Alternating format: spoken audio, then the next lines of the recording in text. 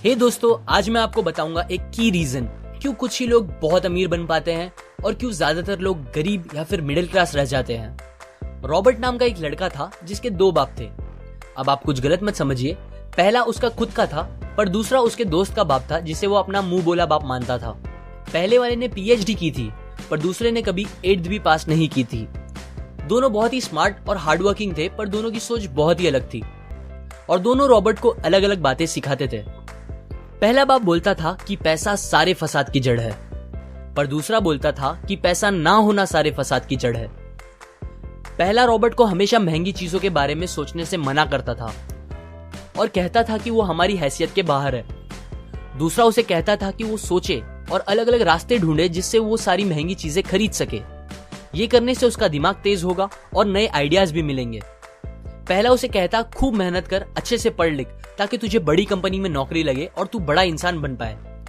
दूसरा कहता था तू खूब पढ़ मेहनत कर पर खुद की कंपनी खोल ताकि तू खूब सारी नौकरियां लोगों को दे पाए।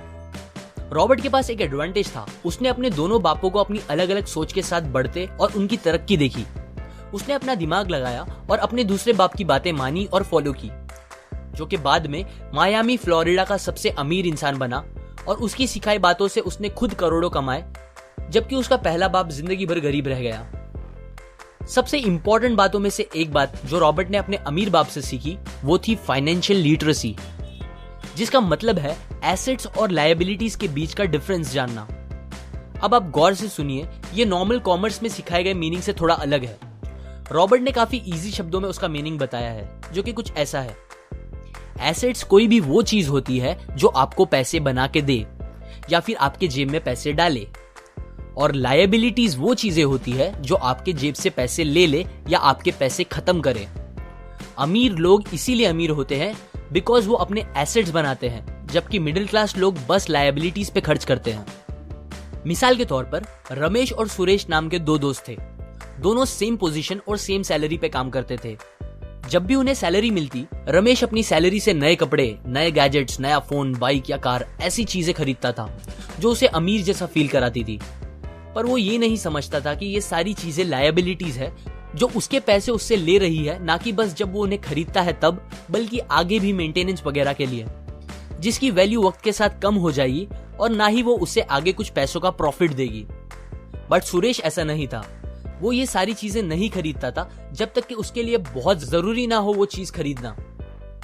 वो पैसे जमा करता था और एसेट्स पे खर्च करता था, जैसे कि स्टॉक्स, बॉन्ड्स, रियल एस्टेट, अपनी खुद की स्किल्स बढ़ाने के लिए या कुछ सीखने के लिए जो उसे आगे और पैसे बना के दे। 2 साल बाद सुरेश करोड़पति बन गया, जबकि रमेश वैसे का वैसा अपनी कम सैलरी को कोसता रह गया और कहता था कम सैलरी उसके मिडिल क्लास होने का रीजन है।